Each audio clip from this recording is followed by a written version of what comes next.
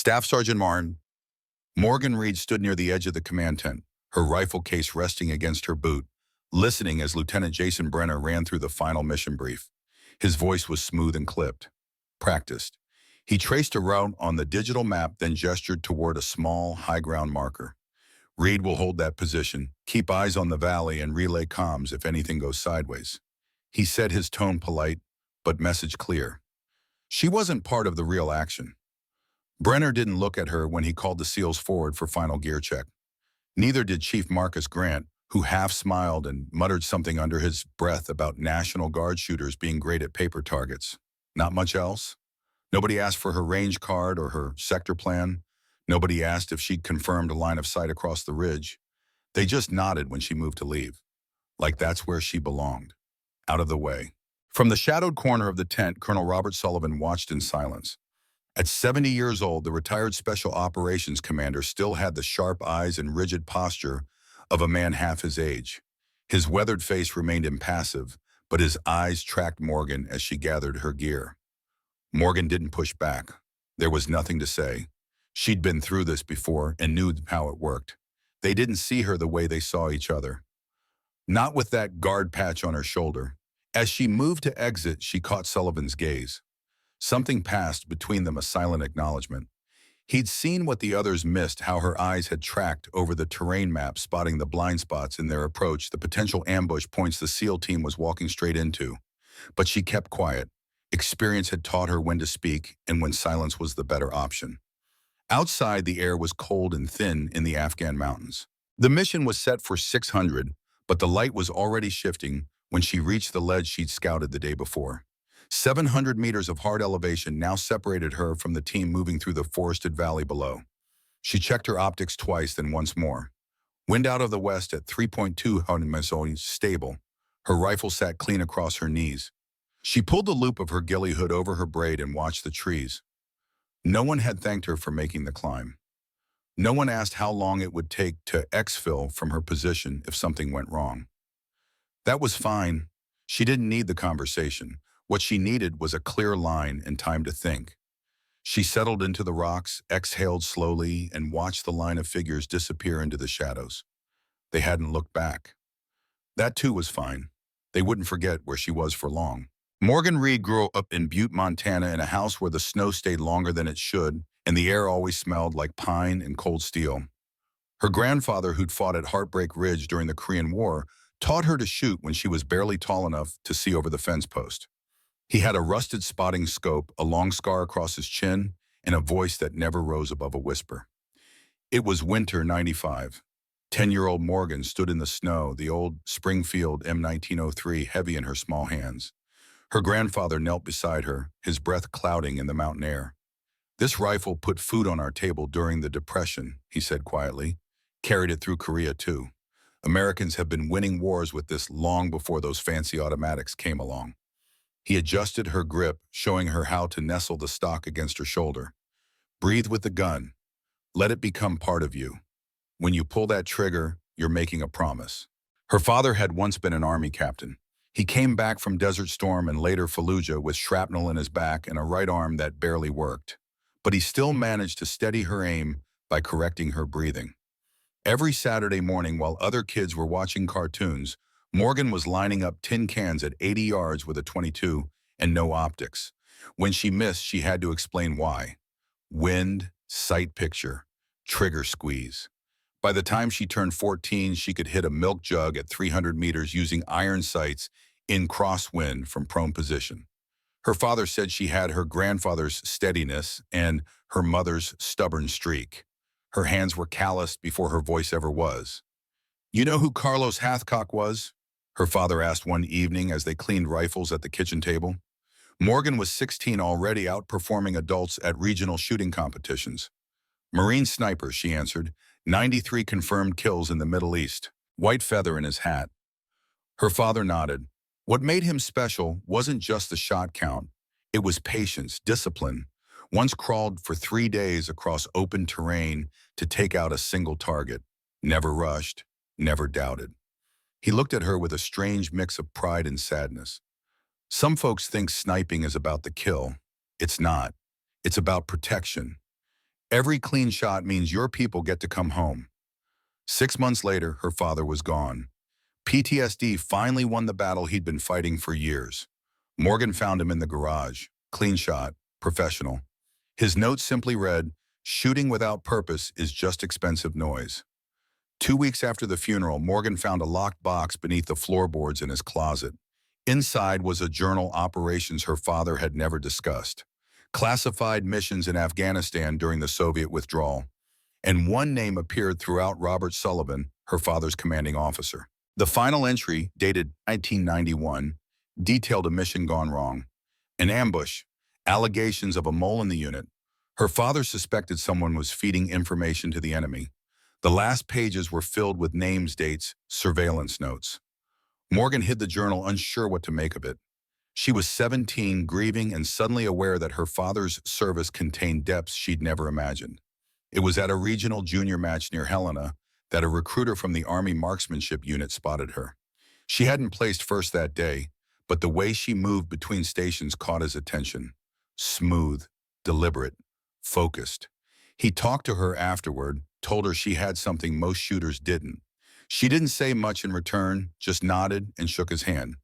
At 18, she enlisted and shipped off to Fort Benning, Georgia, 2010. The morning air hung thick with humidity as 25-year-old Morgan Reed lined up with 42 men at the entrance to the Army Sniper School. The tallest man there stood a full head above her. The shortest still outweighed her by 50 pounds. None of them spoke to her. Sergeant Major Wilkins, the lead instructor, walked the line clipboard in hand. He stopped at Morgan, eyes narrowing. "National Guard, female. You sure you're in the right place, Reed?" "Yes, Sergeant Major." 43 start, maybe half finish. "You understand that?" "Yes, Sergeant Major." He held her gaze a moment longer. "Physical standards are non-negotiable. Shooting requirements are non-negotiable. You get no special treatment." "I don't expect any, Sergeant Major." Behind Wilkins, a figure emerged from the administration building. Colonel Robert Sullivan, silver-haired but ramrod straight. The sight of him made Morgan's breath catch. She recognized him from photos in her father's things. "Gentlemen," Wilkins announced, "and lady, this is Colonel Sullivan, retired, former Delta. He'll be observing this session as a special advisor."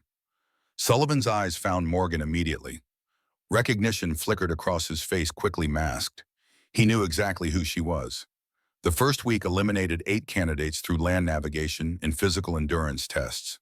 The second week took 5 more through advanced marksmanship qualifications. Morgan said almost nothing, kept her head down, and outshot every man in her squad. The fieldcraft phase tested them on stealth and camouflage, building ghillie suits, constructing hides, moving undetected through hostile terrain. Morgan's smaller frame became an advantage. She could hold positions that cramped larger men. She disappeared in landscapes where others stood out.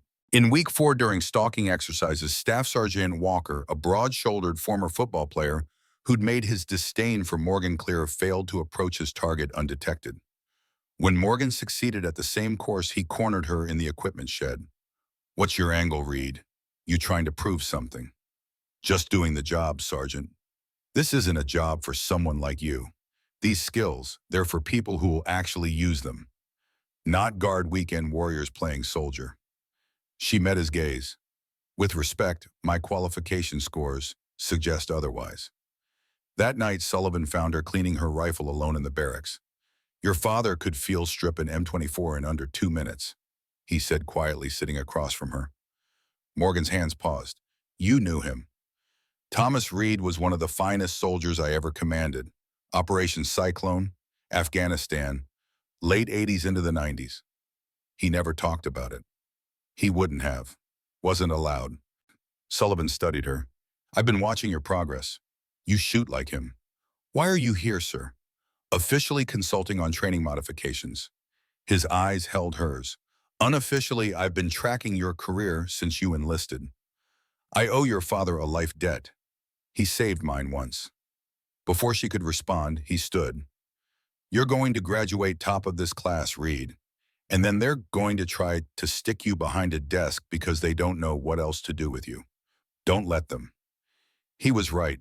When the final results were posted, Morgan had outscored everyone, including Walker. Of the 43 who started, only 28 graduated. She finished in the top 5. There were no speeches, no applause. She packed her gear and moved on to her next assignment.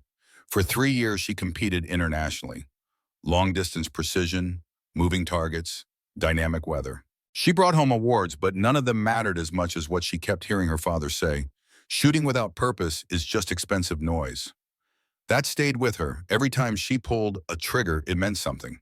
When the Army tried to keep her stateside as a competitor, she pushed harder. She put in for every combat slot she could find, got turned down, tried again. Eventually, she got orders to Ranger School. The men there didn't know what to make of her, but she didn't show up to be liked. She showed up to pass, and she did. Afghanistan came next. She didn't go to prove anything. She went because it mattered, because someone out there might need the shot only she could make. Afghanistan 2012. Morgan's first deployment with the 75th Ranger Regiment. The mountains stretched endlessly against the horizon as she set up her observation post on a ridge overlooking a small village. Intelligence suggested Taliban fighters were using it as a staging area. Her spotter, Corporal Diaz, scanned through binoculars beside her. Movement east side of the compound. 2 males armed. Morgan adjusted her scope. The M110 SAS semi-automatic sniper rifle was different from what she'd trained on initially, but she'd come to appreciate its rapid follow-up capability. I see them, confirming AK pattern rifles. Ranges. Target 1 at 437 meters, target 2 at 422, wind steady from 9 o'clock at 5 knots. She made her adjustments, watching as the 2 figures gestured animatedly toward the ridge directly opposite their position, where a 12-man Ranger squad was preparing to move into the village. The radio crackled. Overwatch, this is Strike Lead. Status report. Strike Lead, this is Overwatch. 2 armed individuals identified. They appear to be looking toward your position. Possible compromise. Roger, Overwatch. Maintain position. We are proceeding with infiltration. Do not engage unless specifically authorized. Morgan watched as 3 more armed men joined the first 2. Then 4 more emerged from buildings across the village, all moving with purpose toward the eastern approach. Strike Lead, Overwatch. You have multiple additional armed personnel converging on your planned entry point. Strongly recommend delay. Negative, Overwatch. Proceed as planned. Maintain your position. Morgan keyed off her mic. They're walking into an ambush, Diaz. Orders are orders, he replied, though his expression showed he agreed with her assessment. The Ranger squad began their approach. Morgan tracked them through her scope, then shifted back to the village. The armed men had taken positions behind walls and rooftops, weapons trained on the exact path the Rangers would take. Morgan made her decision. Diaz, spot for me. I'm taking the shot. What? We don't have authorization. In 10 seconds, our guys are walking into a kill box. Authorization can catch up. She exhaled slowly, centered her crosshairs on the fighter with the RPG, and squeezed the trigger. The report echoed across the valley. The man dropped. She cycled to the next target. Another shot. Another hit. The radio erupted with shouting as the Rangers realized they'd nearly walked into a prepared ambush. Morgan took down a 3rd fighter as the others scattered for cover. The mission ended with 0 American casualties, and the capture of a mid-level Taliban commander. But instead of commendation, Morgan faced a disciplinary hearing for violating the rules of engagement by firing without direct authorization. Captain Lewis, the company commander, was livid. You deliberately ignored a direct order, Sergeant Reed. With respect, Sir, waiting would have resulted in American casualties. That wasn't your call to make. The evidence suggested otherwise, sir. The room fell silent as Colonel Sullivan stepped in. Everyone stood at attention. As I understand it, Sullivan said calmly, Sergeant Reed's actions prevented significant casualties and contributed to mission success. Sir, Captain Lewis began, protocol exists for a reason. Indeed it does, Captain, as does judgment. I've reviewed Sergeant Reed's spotting log and communication records. She provided clear intelligence that was disregarded. Her subsequent decisions saved lives. Sullivan turned to Morgan. Good shooting, Sergeant. The reprimand was removed from her record, but the incident followed her. Some officers saw her as unreliable, someone who couldn't follow orders.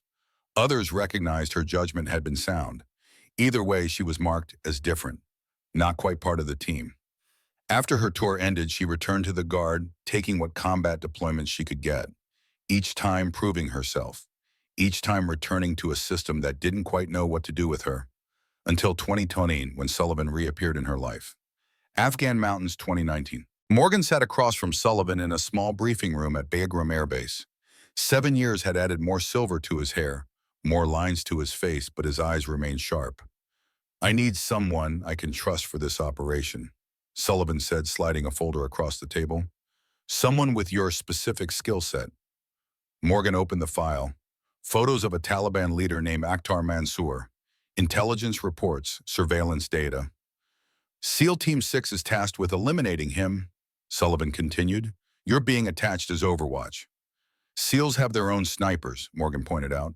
"This mission requires someone with a specific talent for working alone, making independent assessments, and executing perfect shots under pressure." Sullivan leaned forward. "It also requires someone who can recognize American military tactics when they're being used against us." Morgan looked up sharply. "Sir, there's more to this mission than eliminating Mansour. We have reason to believe there's a connection between him and a series of intelligence leaks. Classified tactics, patrol routes, operational plans, they are getting into enemy hands too efficiently." "You think there's a mole?" Sullivan's expression darkened. "I know there is, and I believe it connects back to 991, to a mission your father was part of." Morgan's pulse quickened. "The journal." "You found it." It wasn't a question. "Thomas was investigating a suspected traitor in our unit when he died, someone who was selling information to the highest bidder. We thought that individual died in an operation gone wrong, but recently evidence suggests otherwise." He tapped the file. "Mansour has a military advisor, someone familiar with our tactics, someone who shouldn't be alive. And you think I'll recognize him? I think you're the only one who might. Your father kept detailed surveillance notes, photos, and you're the only person I can absolutely trust isn't connected to this." Sullivan held her gaze. "This is bigger than a typical mission, Morgan. If I'm right, this could expose a network that's been operating for decades." Morgan thought of her father's words written in the margins of his journal: "Trust no one until they prove worthy of it." "The SEALs don't know the full picture," Sullivan added. "Lieutenant Brenner thinks this is a standard elimination mission. You'll be positioned as Overwatch, but your real job is surveillance and identification. If you see our ghost, you'll know. And then," Sullivan's face hardened, "then you make the shot your father never got the chance to take." The next day, Morgan met the SEAL team. 6 operators plus Lieutenant Brenner and Chief Grant. Elite warriors with multiple combat tours. They eyed her guard patch with thinly veiled skepticism. "So, you're our babysitter," Grant said during equipment prep. "Ever actually use that rifle in combat or just on paper targets?"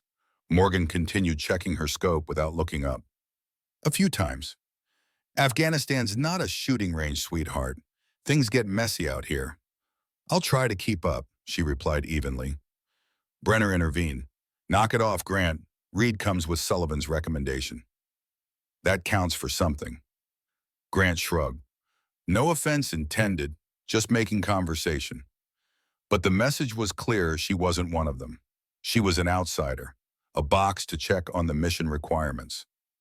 Morgan spent the next 2 days scouting the operational area.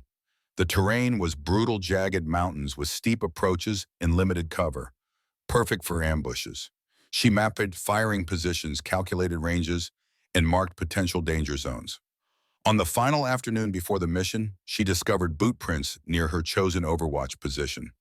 Recent, military tread. Someone had been scouting the same areas, cataloging the same angles. Someone who understood exactly how an American sniper would approach this mission. She reported the finding to Sullivan privately. "They're anticipating us," she said. "Not just the mission, but the precise tactical approach." Sullivan's expression darkened. "The ghost is definitely here. Did you take photos of the prints?" Morgan handed over her camera. "Size 11. Consistent depth suggests someone around 180 pounds. The wear pattern on the left heel is distinctive, slight outward angle." "Good eye." Sullivan studied the images. "This confirms it. Be extra vigilant tomorrow. If you see anything that suggests U.S. military presence with the enemy, You have full authorization to engage. The SEALs don't know, do they? They know their mission. That's all they need to know for now. That night, Morgan prepared her gear methodically. The M210 sniper rifle was clean, checked, and rechecked. Ammunition sorted, rangefinder calibrated. She packed light only what she could carry up 700 meters of steep terrain. As she worked, Sullivan appeared beside her. "Your father would be proud," he said quietly. "He always said you'd surpass him one day." Morgan looked up surprised. "You two talked about me." "Often. He kept your shooting trophies in his footlocker. Showed them to anyone who'd look." Sullivan's eyes carried a weight she couldn't quite read. "Thomas was a good man. One of the best I knew. What happened to him? Was it really suicide?" The question had haunted her for years. Sullivan hesitated. "The official report says yes, but Thomas was investigating something dangerous. Something that powerful people wanted, kept quiet." He placed a hand on her shoulder. "Tomorrow might bring answers. Be ready." The briefing room was tight and dry, lit by a pair of humming fluorescent panels overhead. It was 0530. Staff Sergeant Morgan Reed sat in the corner boots laced tight, her notepad balanced on one knee. Lieutenant Brenner stood at the front, sleeves rolled, jaw set, as he talked through the mission. His voice was clipped, confident. He outlined ingress points, movement intervals, fallback routes. When he finally got to her role, it came with a pause. "Reed will hold overwatch from this ridge." He tapped the digital map with a stylus. "She'll monitor comms relay updates and stay at least one click clear of any direct contact." His eyes didn't linger. His tone didn't invite discussion. It was a soft dismissal, polished and professional. Chief Petty Officer Marcus Grant didn't bother with polish. From the back of the room, he muttered something about National Guard shooters being great at paper targets. Not much else. A few heads nodded. No one looked her way. No one asked for her sector diagrams. No one reviewed her range card. Major Holloway, her own battalion's operations officer, just cleared his throat and moved the brief along. She expected that. It still landed the same. Morgan didn't flinch. She flipped her notepad shut, tucked it into her vest, and started building a list in her head. Grant's magazines were taped wrong for quick reloads. Rodriguez's radio antenna was sticking up just enough to silhouette. Their movement plan was too tight for forest terrain. She counted 2 high-risk choke points on their projected path and flagged both as likely ambush zones. No one had asked her input, so she didn't offer it. She just noted the blind spots and the distance to each. Her father's voice came back to her. "Pride deafens men. Assumptions bury them." When the briefing ended, the team moved out fast. Morgan lagged behind on purpose, keeping clear of the noise. She caught Sullivan watching her from across the room. His nod was barely perceptible, a silent acknowledgement, a reminder of what was really at stake. Her climb to the overwatch point was deliberate, 700 meters of steep terrain. The same route she'd scouted 2 days before, though she approached cautiously alert for any signs of disturbance since her last visit. By 0630, she was prone in a bed of rock and low brush, the M210 resting steady on its bipod. Wind was holding steady from the west at 3.5 mm. She dialed in her scope and settled behind it.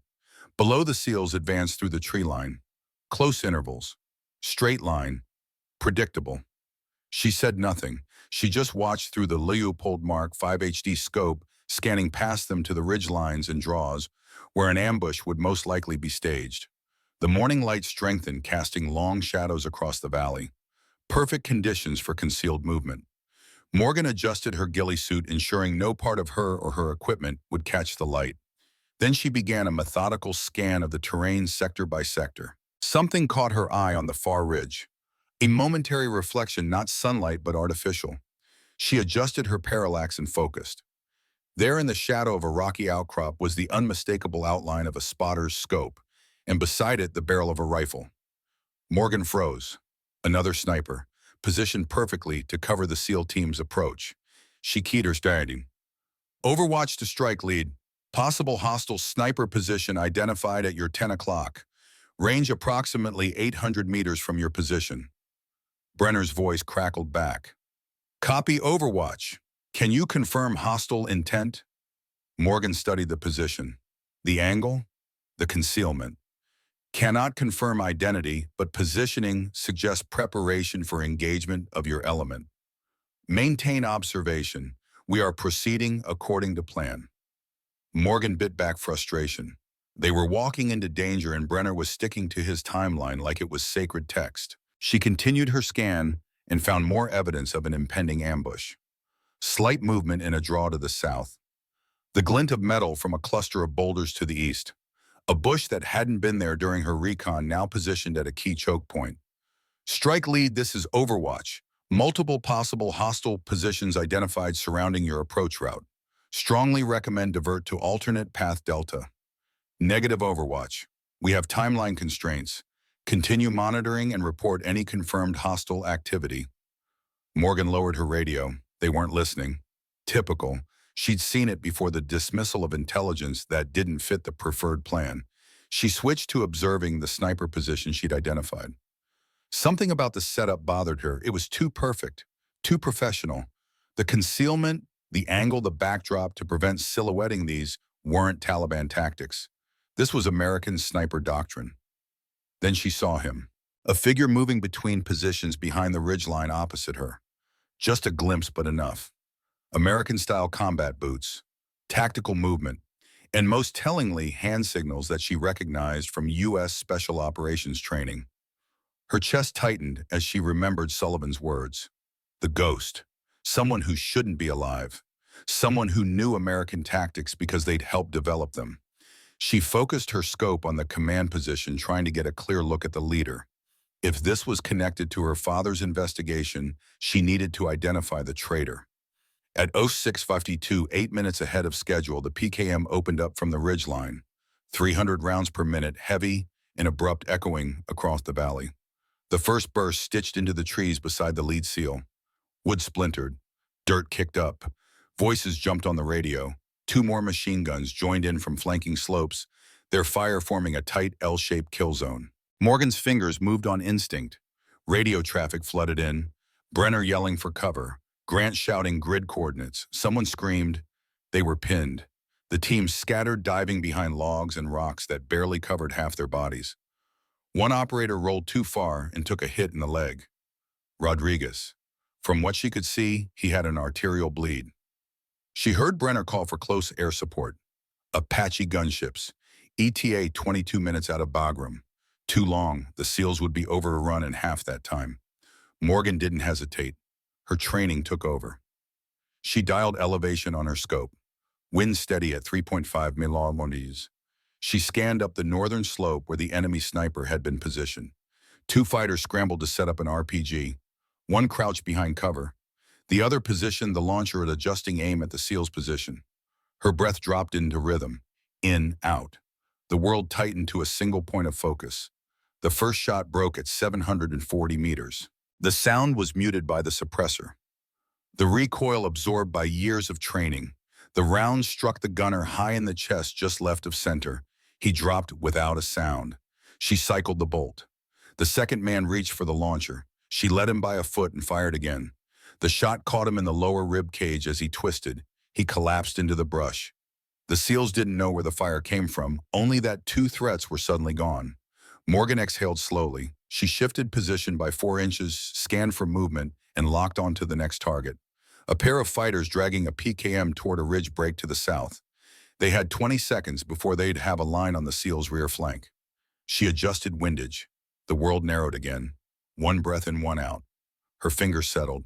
The next shot was already halfway there before she registered pulling the trigger. The valley echoed with fire. Wood cracked. Dirt flew. Voices shouted over each other, layered into chaos. Staff Sergeant Morgan Reed moved through it all like water. Her eyes stayed fixed behind the glass. The loopholed scope picked up heat shimmer now, waves rising from the rocky slope where she lay prone. Her barrel had warmed, but the M210 still tracked steady. She rolled her cheekbone into the stock and worked the bolt. The brass casing bounced once against her forearm, then fell still in the dirt. At 600 meters, a 2-man RPG team was shifting from concealment. The gunner dropped to one knee. His loader moved to unclip the tube from his back. They were fast. Trained. Morgan was faster. She held her breath. Half mil right for wind, 2 clicks high for elevation. Confirmed at this range. She pressed the trigger. The round hit just below the collarbone, spinning the gunner backward. Before the loader had time to drop flat, she cycled the bolt and fired again. That shot landed center mass. He folded like paper. She didn't wait. Her hand moved to the turret, adjusting windage, as the breeze kicked slightly north. The PKM team she'd spotted earlier had repositioned to her left, crawling toward a break in the terrain that would give them enfilade fire on the SEALs. She watched the gunner drag the bipod into place. The assistant gunner fed the belt. They hadn't seen her. 750 meters uphill angle. She adjusted for drop and squeezed. The round hit just below the sternum. Dead center. The assistant gunner flinched, tried to run. She hit him before he reached 5 paces. Radio traffic spiked. Brenner was calling for backup. One of his men was hit. Another was running low on ammo. The panic rolled through the net. No one knew who was helping them. They just knew someone was out there laying down perfect fire. Morgan reached for her handset. She clicked once, paused, then clicked it again. Down in the valley, Brenner stopped talking. Then the voice that followed was different. A low murmur of realization, half belief and half hope. It carried like a thread through the noise. Somewhere out there, someone was watching over them. Morgan returned to her scope. Her breathing never changed.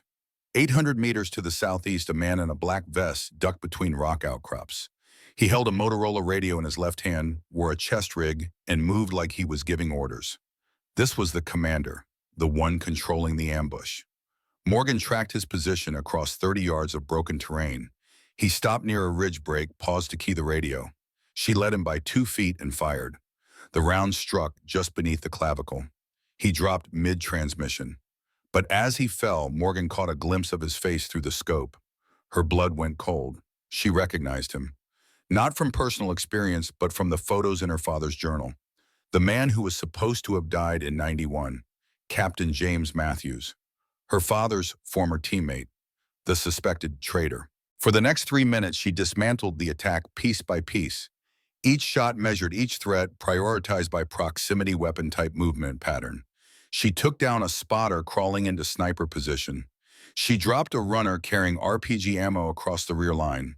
At 400 meters, she caught a fighter advancing through a shadow draw, raised her rifle, then dropped him in place. Her breathing stayed even. 1 round every 4 or 5 seconds. No panic, no rush.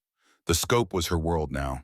Through the glass, she watched Rodriguez get dragged back by Grant, blood on his sleeve. Brenner shifted left, yelling instructions while returning fire. One of the SEALs flipped to burst fire, trying to keep the flank covered. They were hanging on barely. Then overhead, the Apache rotor wash started to build. At 07:17, the first helicopter cleared the ridge. Morgan didn't move. She stayed on target until the chain gun spun up and the last threat scattered into brush. She lowered her rifle. Her hands were steady. 9 confirmed kills. Every shot had counted. She rolled onto her side and exhaled. The ridge fell quiet. The last bursts of gunfire faded into echoes. Then nothing. Dust settled over the valley like a curtain being lowered. The Apaches hovered for a moment, their blades thumping low and steady, then peeled off to the south. Down below, the SEAL team stayed low, scattered among the rocks and trees, waiting for the all clear. From her perch above it all, Morgan Reed eased her cheek off the stock. The rifle barrel radiated warmth against her gloves. She checked the bolt. Clear. She didn't say a word. There was nothing to say. She had just confirmed what Sullivan had suspected. The ghost was real. Matthews was alive, and somehow connected to her father's death. She unscrewed her suppressor, slid the rifle into its case, and began breaking down her hide sight 1 step at a time. Brush, netting, loose stones, all packed with the same methodical calm she had carried through every shot. Her heart rate never spiked. Not even now. There would be time for emotions later, for questions, for justice. Now was the time for precision, for completing the mission, for honoring her father's final words. Shooting without purpose is just expensive noise. Every shot she had taken today had purpose. Every round had saved a life. And soon she would find answers to the questions that had haunted her for years. Why her father had really died, who had betrayed him, and how deep the conspiracy went. As Morgan gathered her gear and prepared to descend, she knew one thing with absolute certainty. The ghost from her father's past was no longer a ghost. He was flesh and blood, and he had no idea that Thomas Reed's daughter had just put him in her crosshairs. The evening air draped like a shroud over the forward operating base as Morgan Reed made her way through the shadowed corridors between canvas tents. Her rifle case swung at her side, the weight of it a comfort after the day's events. The base hummed with the sound of generators and muted conversations, soldiers processing what had happened in the valley. Morgan's mind wasn't on the base. It was on the face she had seen through her scope. Matthews. A ghost returned to life. The implications spiraled through her thoughts as she approached the command tent where debrief would happen. Before she could enter, Colonel Sullivan stepped out, his silver hair catching the last rays of Afghan sunlight. "Walk with me," he said, voice low enough that only she could hear. They moved away from the tent toward the edge of the base where fewer ears could overhear. "You confirmed visual?" Sullivan asked once they were alone. It was him, James Matthews. Same scar along the jawline. Older, but it was him.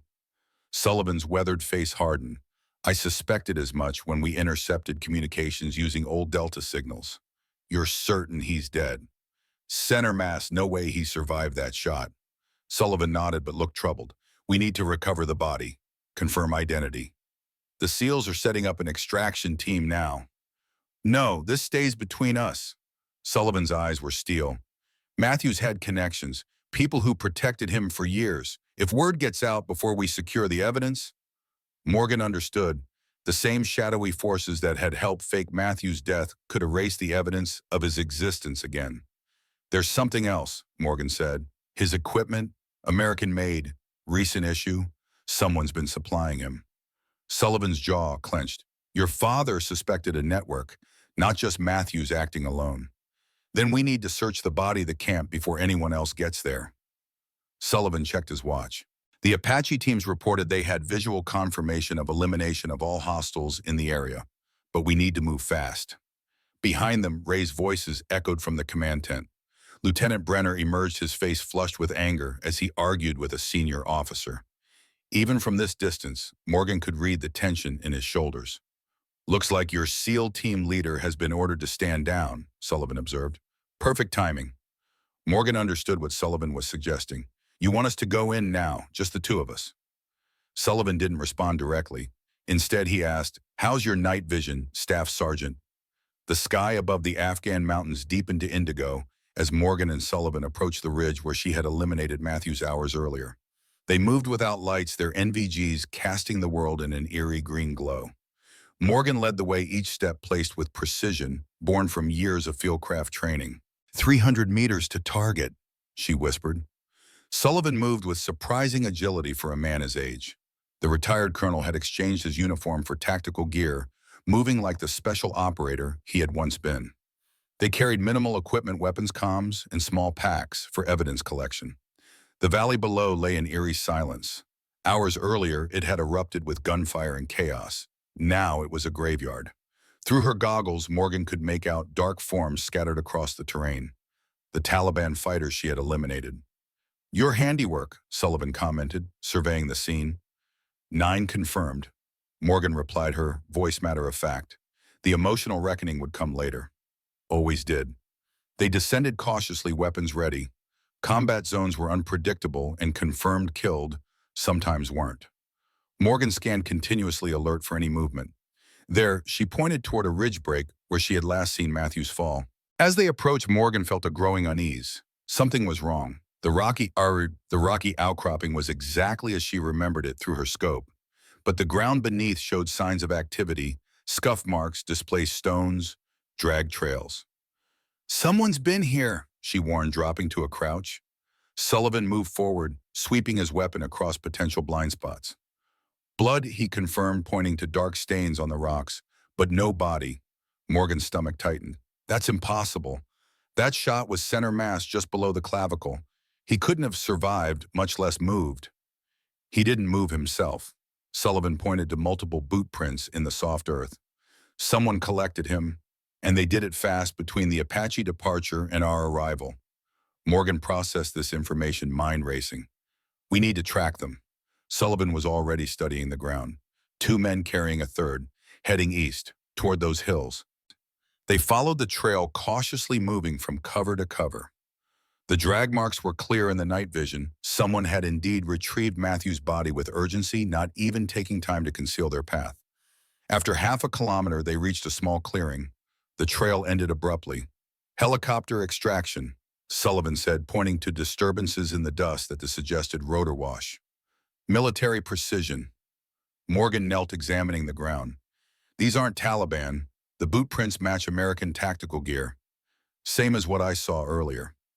Sullivan's face was unreadable in the green glow of the goggles. Matthews had friends. Powerful ones. How deep does this go? Morgan asked the question that had haunted her father, now passing to her. Your father died trying to find out, Sullivan replied, and now they've taken our only solid lead. Morgan stood surveying the empty landscape. Not our only lead, she said. Matthews came here for a reason. The Taliban force was too well prepared, too well equipped. There must be evidence of their operations somewhere nearby. Sullivan nodded slowly. We've got 3 hours until dawn. Let's find it. They moved with renewed purpose, searching the area where the main Taliban force had been positioned. Morgan led them to the sniper's nest she had identified earlier, the one that had been set up with American precision. The position had been cleared, equipment removed, but whoever had retrieved Matthews had been in a hurry. In a crevice between rocks, Morgan found a small metallic object, a spent shell casing, but not from a Taliban weapon. 5.56 NATO, she said, holding it up. Match-grade ammunition, not something you find in these mountains. Sullivan examined it. Military issue. Someone was spotting for them. Someone trained like us. There's more, Morgan said, moving deeper into the position. Her hand emerged with a crumpled piece of paper, a range card with distances and wind calculations marked in English. Sullivan took it, his expression darkening as he read. These coordinates, they're not just for today's ambush. There are multiple positions marked here. Morgan looked over his shoulder. Future targets, other operations, or past ones. Sullivan's voice was grim. Some of these match locations where we've lost teams over the past year. The implication hung heavy between them. Not just one operation compromised, but many. Not just one team betrayed, but an ongoing pattern. The depth of the conspiracy began to take shape. As they continued their search, Morgan found a discarded radio military spec encrypted. They left in a hurry, she observed. Made mistakes. Sullivan examined the device. Battery's dead, but we can get intel from this. Dawn was approaching when they finally retreated, carrying what evidence they had managed to recover. As they crested the ridge, Morgan paused, looking back at the valley where so much blood had been spilled. My father knew, she said quietly, about Matthews, about all of this. Sullivan nodded. Thomas was getting close. Too close, that's why. He didn't finish the sentence. He didn't need to. The truth was emerging with terrible clarity. Morgan's father hadn't taken his own life. He had been silenced. The realization should have broken her.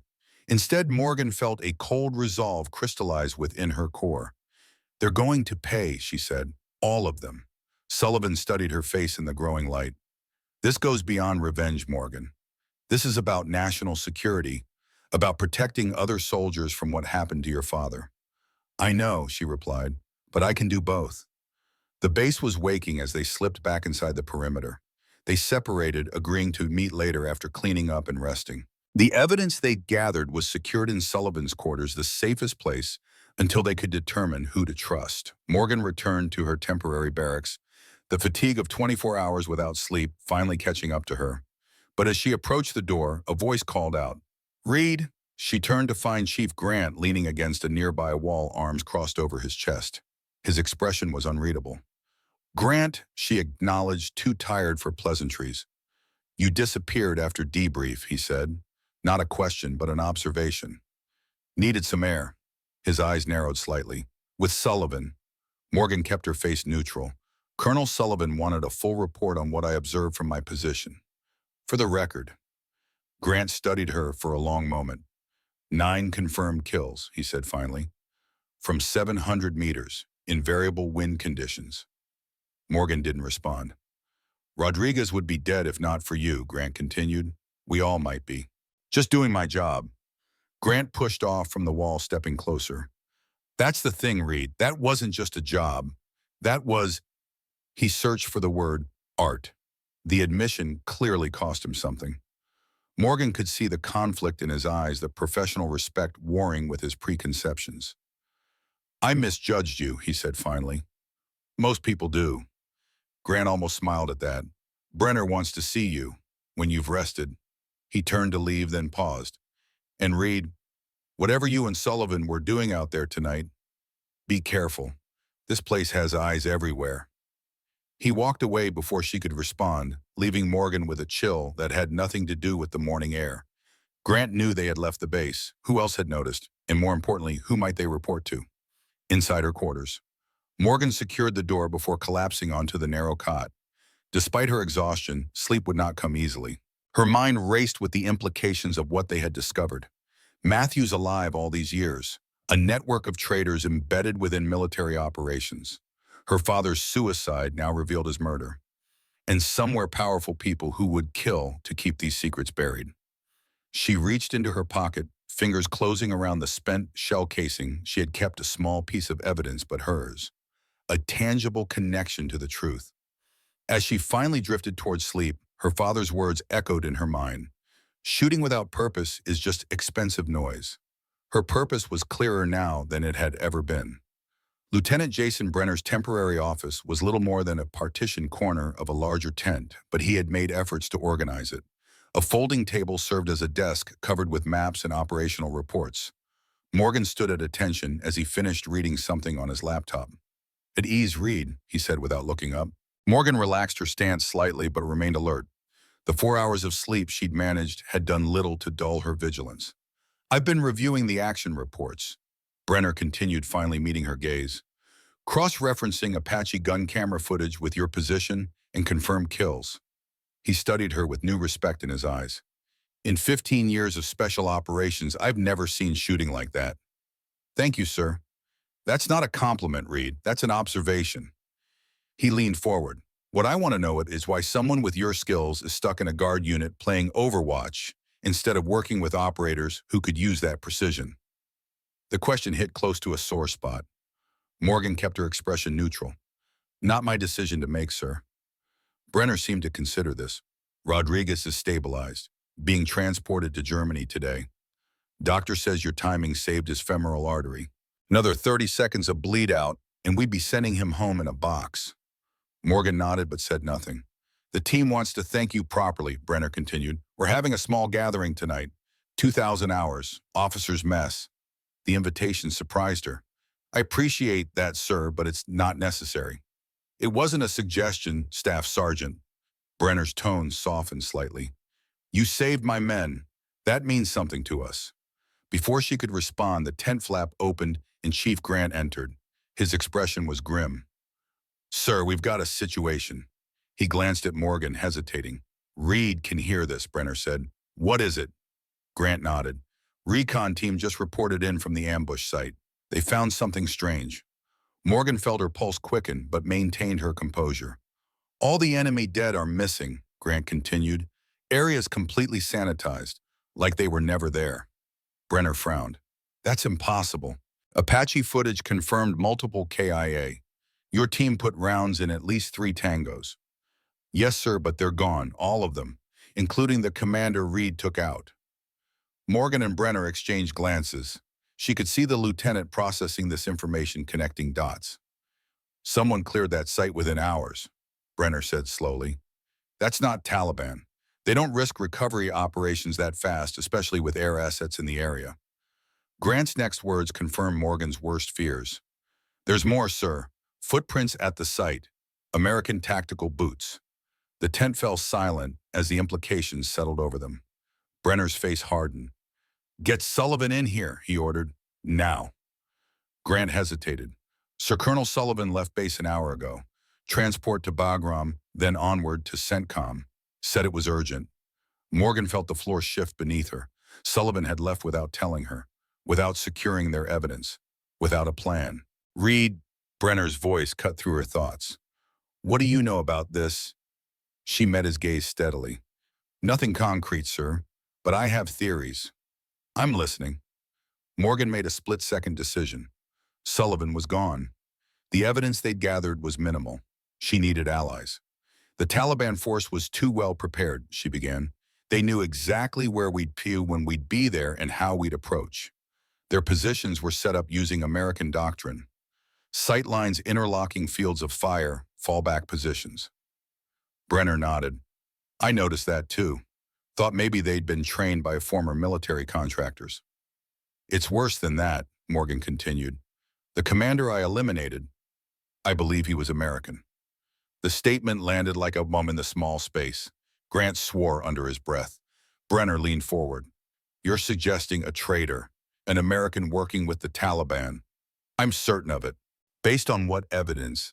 Morgan hesitated, weighing how much to reveal without mentioning Sullivan or her father's connection. The way he moved, his equipment, his tactical decisions, and she took a breath. I believe I recognized him. Recognized? Grant's eyebrows rose. You know this guy? Not personally, but I've seen his file. The partial truth would have to do for now. He's someone who was reported KIA years ago. Brenner and Grant exchanged looks. That's a serious accusation, Reed, Brenner said carefully. I know, sir, and without the body for confirmation, it's my word only. Brenner sat back processing.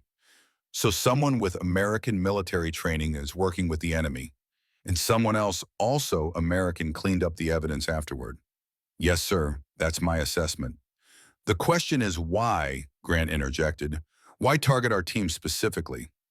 Morgan had been asking herself the same question. I don't think it was about your team, Chief. I think it was about the target you were after. Understanding dawned on Brenner's face. Akhtar Mansour, the Taliban commander we were sent to eliminate. What if he wasn't the real target, Morgan suggested?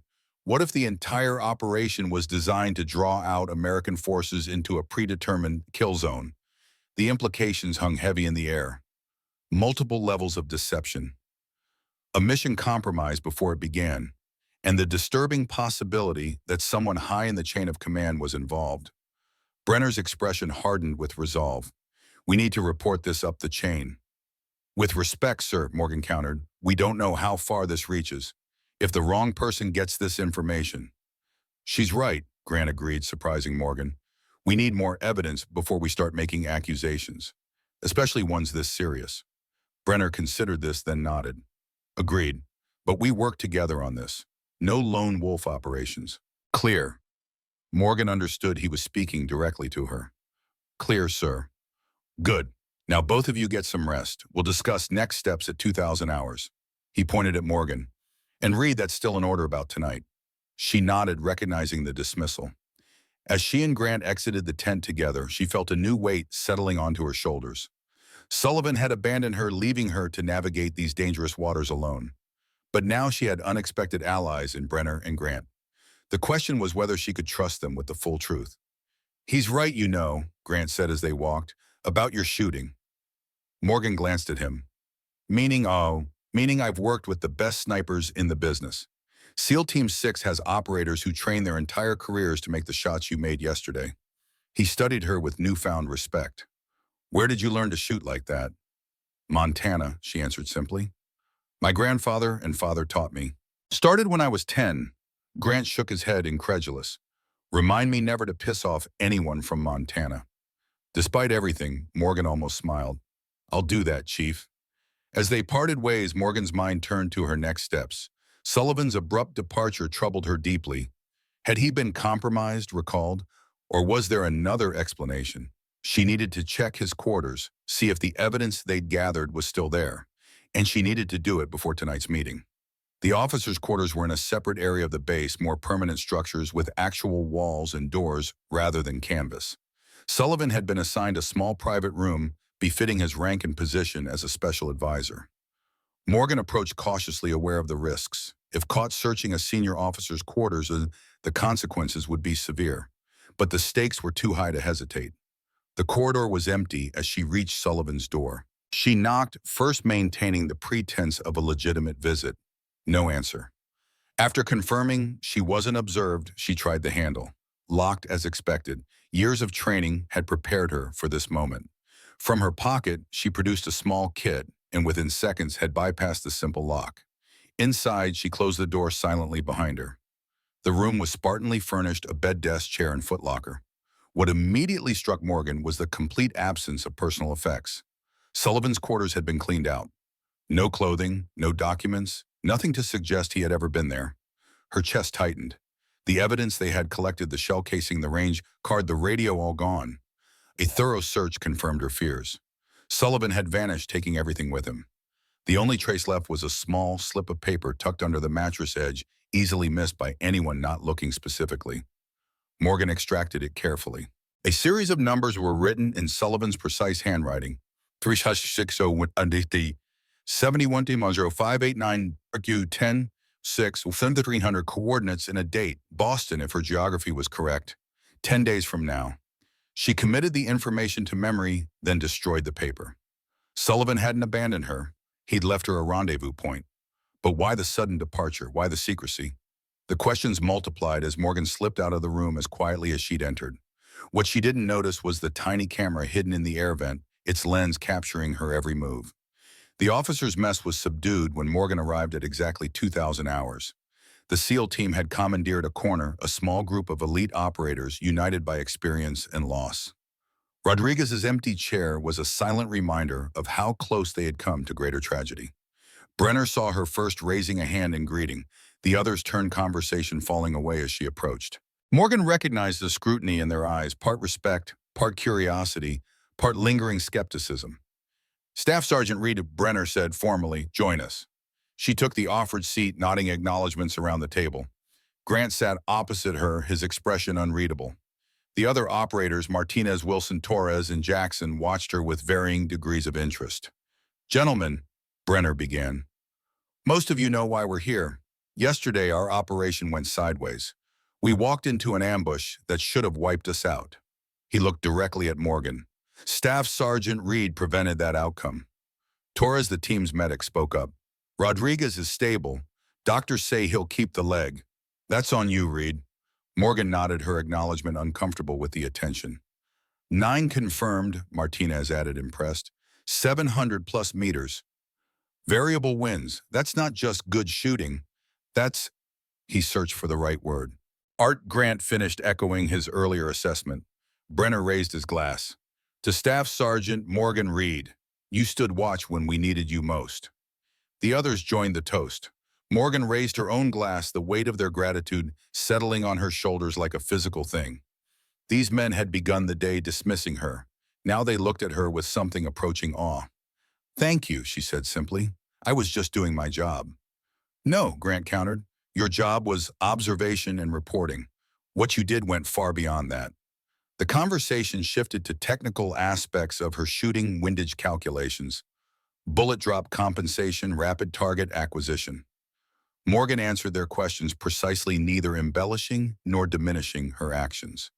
As the evening progressed, the formality gradually dissolved. The operators began sharing stories from previous missions, dark humor and inside jokes flowing freely. Morgan mostly listened, understanding the therapeutic value of their banter. Combat units process trauma through these rituals of communal storytelling. Then Martinez turned to her. "So Reed, what's a shooter like you doing in the Guard? You should be with a SMU." The question hung in the air. Morgan considered her response carefully. "Not everyone gets to choose their path." "Bullshit," Grant interjected. "With your scores and combat record, you could write your own ticket." Morgan met his gaze steadily. "Some doors remain closed, Chief, even with the right knocking." Understanding passed between them. A female sniper, no matter how skilled, faced barriers to special operations that her male counterparts didn't. It wasn't officially policy, but it was reality. "Their loss," Grant said finally. The conversation might have continued, but Morgan noticed Brenner checking his watch. He caught her eye and gave a subtle nod toward the door. Time for their real meeting. One by one, the operators made excuses to leave until only Morgan, Brenner, and Grant remained. When they were alone, Brenner leaned forward. "Found anything since this morning?" Morgan hesitated, then decided on honesty. "Sullivan's gone. Quarters cleaned out. All evidence we discussed, missing." Grant swore softly. "That's convenient timing." "You think he's involved?" Brenner asked, watching her reaction carefully. "No," Morgan said firmly, "but I think he's afraid, and with good reason." "Explain." Morgan took a calculated risk. Sullivan served with my father, Special Operations late 80s through early 90s, Afghanistan during Soviet withdrawal. Brenner's eyes narrowed. Your father was Delta. Classified operations, off the books. Grant leaned forward. And the connection to our current situation. Morgan chose her words carefully. My father was investigating something before he died, a suspected traitor in his unit. Someone selling information compromising operations. Your father's name, Brenner asked. Thomas Reed, Army captain. Recognition flickered in Grant's eyes. Wait, Thomas Reed, the sniper instructor? Morgan nodded, surprised. You knew him. Of him, Grant clarified. He wrote the manual on urban counter-sniper operations that we still use. Legendary marksman. He studied her with new understanding. That explains a lot. Brenner brought them back to the matter at hand. You think this traitor your father was investigating is connected to what happened yesterday? I think it's the same person, Morgan stated flatly. James Matthews, reported KIA in 1991, but very much alive until I put a round through his chest yesterday. The revelation landed heavily. Brenner and Grant exchanged glances, processing the implications. That would mean a conspiracy spanning decades, Brenner said slowly. Deep cover, support network, protection from high places. And it would explain why the bodies vanished, Grant added. Can't have Matthews' identity confirmed. Morgan nodded. Exactly. Your father, Brenner asked carefully, how did he die? The question cut deep, but Morgan maintained her composure. Official record says suicide, 1990s. And the unofficial record, Grant pressed, is being written now, Morgan replied, her voice hardening. By us. Silence fell over the table as they absorbed the magnitude of what they were discussing. A decades-long conspiracy, traitors in the highest levels of military and intelligence services, operations compromised, lives lost, and at the center of it all, a ghost named Matthews who had somehow returned from the dead. Brenner made a decision. We need more evidence, something concrete we can take to the right people. If Matthews is working with the Taliban, he's got a base, Grant suggested. Communications, support staff. Doesn't matter if he's dead, the operation continues. Well, the ambush site yielded nothing, Morgan reminded them. It's been sanitized. But the original target hasn't, Brenner said, eyes lighting up with realization. Akhtar Mansour, the Taliban commander we were sent to eliminate. Grant caught on immediately. If Matthews was working with him, then Mansour knows the truth, Morgan finished. Or at least part of it. Brenner nodded. Intel placed Mansour in a compound 20 kilometers east of yesterday's location. Heavily guarded, that's where we were headed before the ambush. You think he's still there? Grant asked. Only one way to find out. Brenner's expression was resolute. We go back to the original mission, find Mansour, extract him, get answers. The audacity of the proposal was breathtaking. 3 operators without official sanction attempting to capture a high-value Taliban target from a fortified position. Sir, Grant said carefully, that's beyond risky. It's suicide. Not with proper overwatch, Brenner countered, looking at Morgan. Not with the right shooter on the ridge. Morgan felt the weight of his gaze. You're proposing an unauthorized op. Black. Off the books. I'm proposing we finish the mission we started, Brenner corrected, and find the truth about who set us up. Morgan thought of Sullivan's abrupt departure. The coordinates left under the mattress. Boston in 10 days. Whatever Sullivan had discovered, it had spooked him enough to run. They needed more information before that meeting. We'd need a solid plan, she said finally. Entry, extraction, contingencies. Grant looked between them, incredulous. You're actually considering this? I'm past considering, Morgan replied. I'm in. Grant shook his head but didn't argue further. When tomorrow night, Brenner decided. Full darkness, minimal personnel on base to notice our absence. Equipment, Morgan asked. Standard loadout. Nothing that can be traced back to official channels. I'll handle that. The plan was reckless, potentially career-ending if discovered. But the alternative, allowing traders to continue operating unchecked, was unthinkable. As they finalized details, Morgan felt a strange sense of clarity. This was the path her father had started down years ago. The path that had ultimately cost him his life. Now she would follow it to its conclusion, whatever the personal cost. What none of them noticed was the figure seated in the shadow corner of the mess hall, nursing a cold coffee ears attuned to their hushed conversation. When they finally departed, he waited precisely 7 minutes before slipping out himself. In a secure communications room across the base, he composed a brief encrypted message: sundown compromised. Read aligned with SEAL team. Planning unauthorized operation to capture primary asset. Advise immediate action. Waiting instructions. Ghostwriter, the reply came 3 minutes later, equally cryptic. Observe only. Allow operation to proceed. Assets in place and at target location. Opportunity to eliminate all loose ends. Director, the trap was set. All that remained was for Morgan Reed and her new allies to walk into it. The following day passed with excruciating slowness. Morgan maintained her routine, careful not to draw attention. She cleaned her rifle, reviewed maps of the target area, and mentally prepared for the night's operation. Sullivan's absence had been officially attributed to an urgent recall by CENTCOM. No one questioned it openly, though rumors circulated. Morgan kept to herself, avoiding speculation and focusing on the mission ahead. At 19:30 hours, she met Brenner and Grant at the designated rally point, a maintenance shed near the base perimeter. Both men were geared up in standard tactical equipment, nothing that would explicitly identify them as special operations. Transportation secured, Brenner informed her. Non-attributable vehicle beyond the wire. Comms, Morgan asked, checking her own equipment.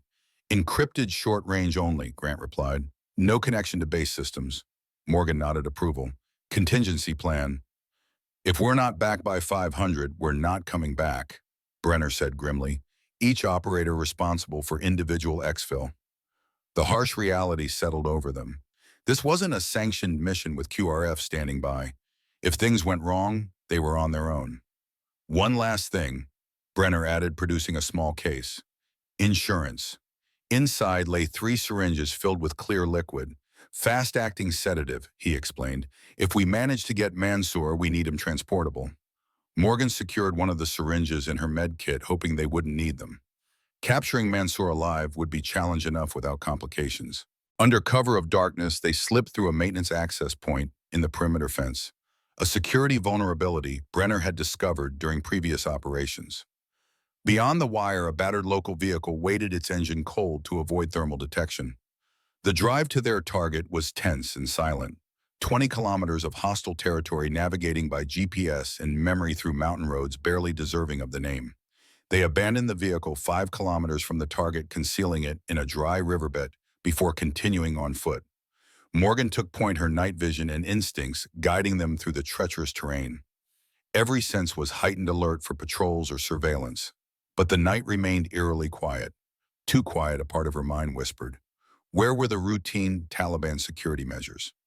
The random patrols, the checkpoint they'd been briefed to expect 2 kilometers from the target. They paused to finalize their approach. Brenner unfolded a satellite image of the compound. 3 buildings, he whispered, indicating each. Main structure here, likely where Mansour would be. 2 smaller outbuildings, probably security and support staff. Grant studied the layout. Minimal cover on approach. We'll be exposed crossing this open ground. Morgan examined the surrounding terrain, identifying a promising ridge. I can set up here. Elevation gives me clear shots on all approaches and exits. I can cover your entry and extraction. Brenner nodded approval. Once inside, we'll secure Mansour and signal for extraction. 2 clicks on comms. Be ready to move fast. The plan was simple by necessity. Get in, grab the target, get out. Complex operations increase the risk of failure. Still, Morgan couldn't shake the growing sense of unease. Everything about this felt wrong. Last chance to abort, Brenner offered, reading her expression. Morgan pushed her doubts aside. We proceed. They separated, Morgan climbing to her overwatch position, while Brenner and Grant continued toward the compound. The ridge offered excellent visibility, allowing her to track their progress through her scope as they approached the target. The compound appeared quiet. A single guard patrolled the perimeter, his movement casual, unconcerned. No additional security visible. Again, that nagging sense of wrongness prickled at Morgan's consciousness. She keyed her radio. Overwatch to strike team. Minimal security observed. 1 visible sentry. No others detected. Copy that. Brenner's voice came back, tension evident. Proceeding to entry point. Morgan tracked them through her scope, as they approached the compound wall from the blind side. Grant boosted Brenner up, then followed. They disappeared from view for several seconds before reappearing in the courtyard. The guard turned at precisely the wrong moment, catching sight of the intruders. Morgan's finger tensed on the trigger, but before she could fire, Grant moved with blinding speed. The guard was neutralized, silently dragged into shadows. Morgan swept her scope across the compound, alert for any reaction. Nothing. The silence persisted, unbroken and increasingly suspicious. Brenner and Grant approached the main building, taking positions on either side of the entrance. They entered quickly, disappearing into the darkness. Morgan shifted her focus, watching windows and alternative exits, ready to eliminate any threat. Minutes ticked by. No sound, no movement, no radio contact. 10 minutes. 15. The silence stretched oppressive. Then her radio crackled. "Overwatch, this is strike lead. Building clear. No sign of the target. No occupants at all." Morgan's blood ran cold. "Say again." "Compound is empty," Brenner confirmed. "Recently abandoned. Food still warm. Equipment left behind. They cleared out in a hurry." "Possible compromise?" she asked, already knowing the answer. "Affirmative. Someone knew we were coming." Morgan's mind raced. Who could have known? They had only finalized plans last night, spoken only in private. Unless a flash of movement caught her attention. Far side of the compound, approaching from the east. Multiple heat signatures moving with tactical precision. Not Taliban, something else. "Strike team, you have company," she warned sharply. "Multiple hostiles approaching east wall. Military formation." She heard Grant swear over the radio. "How many?" Morgan counted rapidly. "At least 8, possibly more beyond my line of sight. They're moving like professionals. Stack formation. Breach equipment." "Americans?" Brenner asked, voice tight. "Can't confirm, but they're not Taliban." "Extraction route compromised, moving to alternate." Brenner's decision was immediate. "Reed, maintain overwatch. Cover our exit west side." Morgan adjusted her position, tracking the unknown operators as they prepared to breach the compound. Their equipment was top grade, their movement disciplined and coordinated. This was no random patrol. This was a prepared assault team.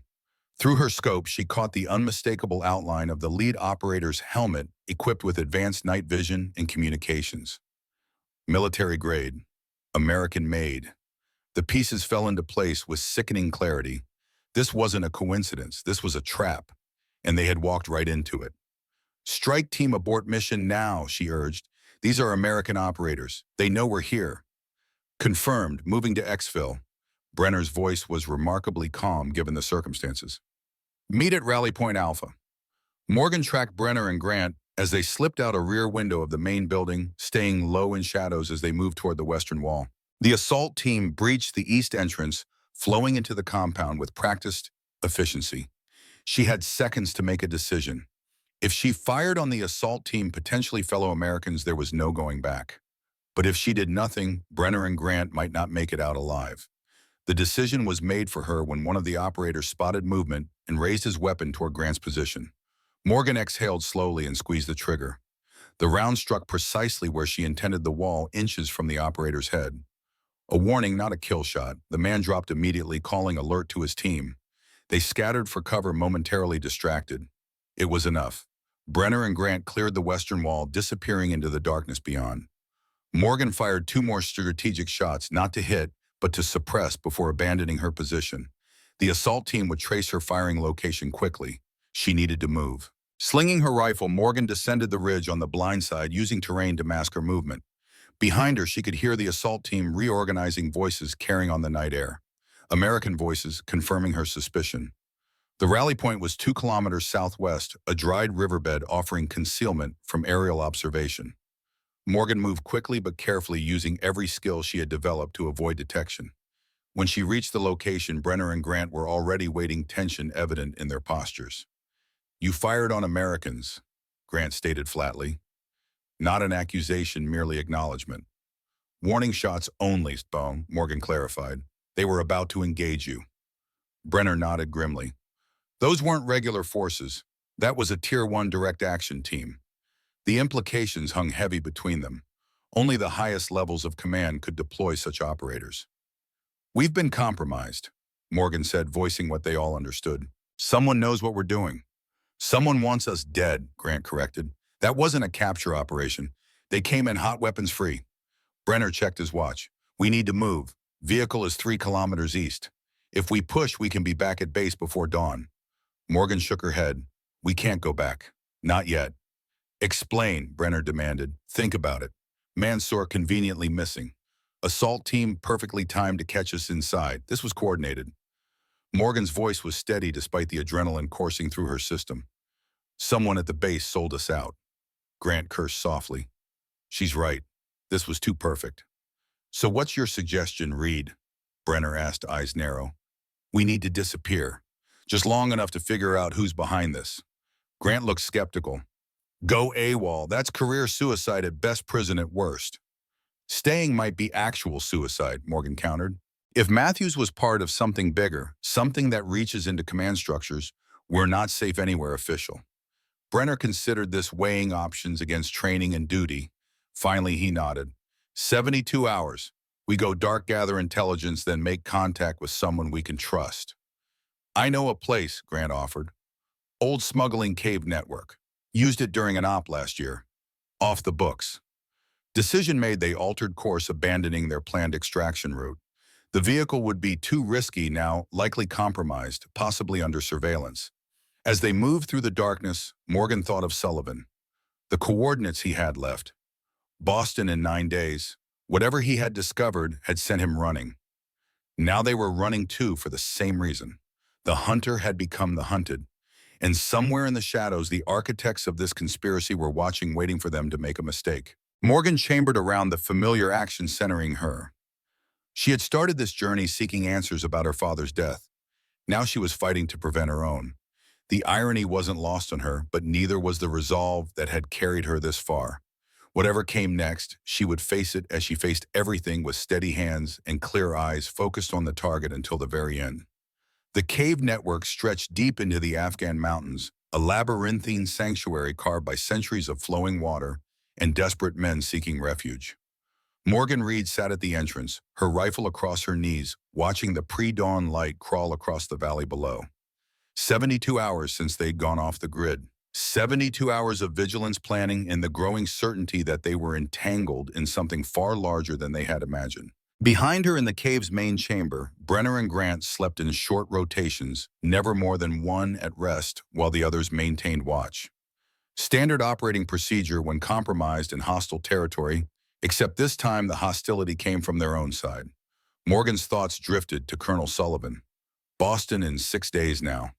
The coordinates he had left pointed to a location in the heart of the city, a meeting, a handoff. Information that might explain why decorated soldiers were becoming traitors, why her father had been silenced, why they were now being hunted by their own. A sound behind her, boots on stone. Grant emerged from the shadows, his beard already showing 3 days of growth, eyes alert despite minimal sleep. My watch, he said quietly. Morgan nodded but didn't move. Dawn patrol passed 10 minutes ago. Taliban, 4 men, routine movement. They didn't approach. Grant settled beside her, scanning the terrain with practiced efficiency. Brenner's working the radio, trying to make contact with someone he trusts at JSOC. Can anyone be trusted at this point? Grant considered this, his expression grim. That's the question, isn't it? How far does this reach? How deep? My father believed it went to the highest levels, Morgan replied. That's why he kept his investigation off books. Paper only, no digital trail. And it got him killed. Morgan nodded, the truth of it a cold weight in her chest. They made it look like suicide, clean, professional. No one questioned it. Except you. I knew my father. He wouldn't abandon his mission. Wouldn't abandon me. Her voice remained steady, but the memory carried its own pain. The man I found in that garage wasn't the same man who taught me to shoot, who woke before dawn every day to train, who lived by a code of duty and honor. Grant's expression softened slightly. That's why you pushed so hard to deploy. Why you fought to get into combat roles. You weren't just following his footsteps. You were hunting. Morgan didn't deny it. At first, but somewhere along the way it became about more than vengeance. It became about justice, about protecting others from what happened to him. A silence stretched between them, not uncomfortable but weighted with understanding. Two warriors recognizing the deeper motivations that drove them beyond mere duty. "We need to move," Morgan said finally. "We can't stay here indefinitely. Resources are limited, and the longer we're missing, the harder our position becomes to explain." "Agreed, but where we can't go back to base, can't risk official channels." Morgan had been considering this problem through the long hours of her watch. Sullivan, whatever he discovered was significant enough to send him running, significant enough that he left me coordinates for a meeting. Boston, 6 days. Grant looked skeptical. Boston? That's the other side of the world. How exactly do you propose we get there? We can't exactly book commercial flights as AWOL operators. We don't have to. Morgan turned to face him fully. We just need to get to Bagram. Find the right person, the right leverage. You have someone in mind, Morgan nodded. Major David Lewis, Air Force Special Operations, flies diplomatic transport between Bagram and European bases. He was my father's friend, attended the funeral when many others didn't. I trust him. Grant considered this. Even if he helps us, there will be questions. Records. Manifests. Not if we're cargo rather than passengers. A ghost of a smile crossed Morgan's face. It wouldn't be the first time operators moved between theaters unconventionally. Before Grant could respond, Brenner emerged from the cave, his expression tense. We've got movement, multiple vehicles approaching from the south. Not Taliban. Morgan was instantly alert, reaching for her rifle. American, can't confirm. But they're moving with purpose straight toward this position. The implications were clear. Somehow they had been tracked. Their sanctuary was compromised. How? Grant demanded. We ditched all trackable equipment. Comms, GPS, everything. Brenner's jaw tightened. Someone knew about this place. Someone who shouldn't have. Morgan was already gathering her gear, mind racing through options. How long? Minutes. 10, maybe less. Escape routes, she asked, looking to Grant. Northern Passage connects to a narrow ravine. Defensible, but ultimately a dead end. Eastern Tunnel network leads deeper into the mountain. Unmapped. Unknown exit points. Morgan made the call. East. We go deep, lose them in the network. Brenner hesitated. If there's no exit, if we stay, we die. Morgan cut him off. These aren't people interested in taking prisoners. Decision made, they moved swiftly, gathering essential equipment and moving deeper into the cave system. Grant led, having explored part of the network during previous operations. Morgan took the middle position with Brenner covering their rear. The tunnels narrowed as they progressed, the darkness absolute except for the thin beams of their tactical lights. The air grew colder, damper, the silence broken only by their controlled breathing and the occasional drop of water from unseen heights. Behind them faintly came the sound of voices echoing through stone passages. Their pursuers had entered the cave. Faster, Brenner urged, voice low but intense. They moved at the quickest pace safety allowed, navigating twisting passages and sudden drops. The cave system was a natural maze, branches splitting off in multiple directions, some leading deeper, others ending abruptly in solid rock. After 20 minutes of tense progress, Grant held up a hand, stopping them. Listen. They killed their lights, standing motionless in the perfect darkness. At first, Morgan heard nothing beyond their breathing, then distant but unmistakable the sound of water. Flowing water. There's a stream, Grant whispered. It might lead to an exit. They followed the sound, moving carefully now, the footing increasingly treacherous on wet stone. The passage widened slightly, the ceiling rising beyond the reach of their lights. The sound of water grew louder. They emerged into a larger chamber, where a subterranean stream cut through the rock, disappearing into a narrow tunnel barely wide enough for a person. That's our way out, Grant concluded. Stream has to exit somewhere. Morgan eyed the passage dubiously. Can we fit? We'll have to. Alternative is going back toward our visitors. As if to emphasize his point, a distant shout echoed through the tunnels behind them. Their pursuers were getting closer, following their trail through the complex cave system. Brenner made the decision. Grant take point, Reed follow. I'll bring up the rear. Grant didn't waste time on discussion. He secured his weapon across his back, got down on his stomach, and began to wiggle into the narrow passage, half crawling through the shallow water. Morgan followed the cold stream soaking her uniform as she forced herself through the constricted space. The rough stone scraped against her shoulders, the passage barely wide enough for her to move forward.